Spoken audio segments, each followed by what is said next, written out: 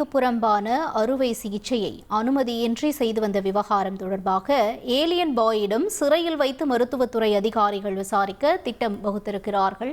முக்கிய செய்தியாக பார்த்துக் கொண்டிருக்கிறோம். கூடுதல் விவரங்களை செய்தியாளர் தாயுமானவன் வழங்க கேட்கலாம். தாயுமானவன், இந்த விவகாரம் தொடர்பான முழு விவரங்கள் என்ன?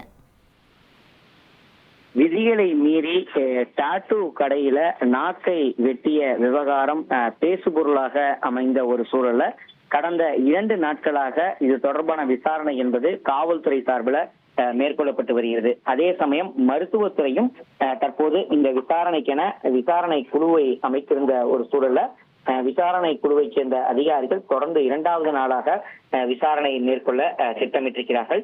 குறிப்பா மயக்க மருந்து எப்படி கிடைத்தது, மருத்துவ உபகரணங்கள் எப்படி கிடைத்தது என்பது தொடர்பாக குற்றஞ்சாட்டப்பட்ட கைது செய்யப்பட்டிருக்கக்கூடிய 2 மீதும் இந்த விசாரணை என்பது மேற்கொள்ளப்பட இருக்கிறது. ஏற்கனவே மருத்துவத்துறையின் சார்பில் மருத்துவ குழு அமைக்கப்பட்டிருக்கக்கூடிய ஒரு சூழல்ல இக்குழுவினர் தொடர்ந்து 2வது நாளாக சிறையிலேயே விசாரணை நடத்த திட்டமிட்டிருக்கிறார்கள். பொது சுகாதாரத்துறைக்கு குந்தகம் விளைவித்தல், பெண்களுக்கான பாதுகாப்பின்மை, பயிற்சி பெறாமல் மருத்துவம் பார்ப்பது போன்ற பிரிவுகளின் கீழ் வழக்குகள் பதிவு செய்யப்பட்டிருக்கக்கூடிய ஒரு சூழல்ல விசாரணையின் அடிப்படையில் மேலும் சில பிரிவுகள்ல வழக்கு போடுவதற்கும் நடவடிக்கை எடுக்கப்பட இருப்பதாக தகவல்கள் என்பது வெளியிடப்பட்டிருக்கிறது. காவல்துறையின் சார்பில் விசாரணை மேற்கொள்ளப்பட்டு வரக்கூடிய நிலையில் மருத்துவத்துறையைச் சேர்ந்த அதிகாரிகளும் மருத்துவ குழுவினரும் சிறைக்கு சென்று சம்பந்தப்பட்ட அந்த 2 நபர்களிடமும் விசாரணை மேற்கொள்ள திட்டமிட்டிருக்கிறார்கள். குறிப்பாக இந்த நபர்கள் மும்பையில் பயிற்சி பெற்று இதற்கென பயிற்சி பெற்று அழகு கலை நிபுணர்களாக பயிற்சி பெற்று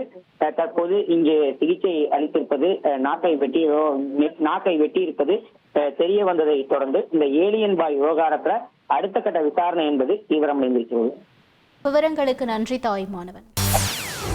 செய்திகளை உடனுக்குடன் தெரிந்து கொள்ள உடனே சப்ஸ்கிரைப் பண்ணுங்க.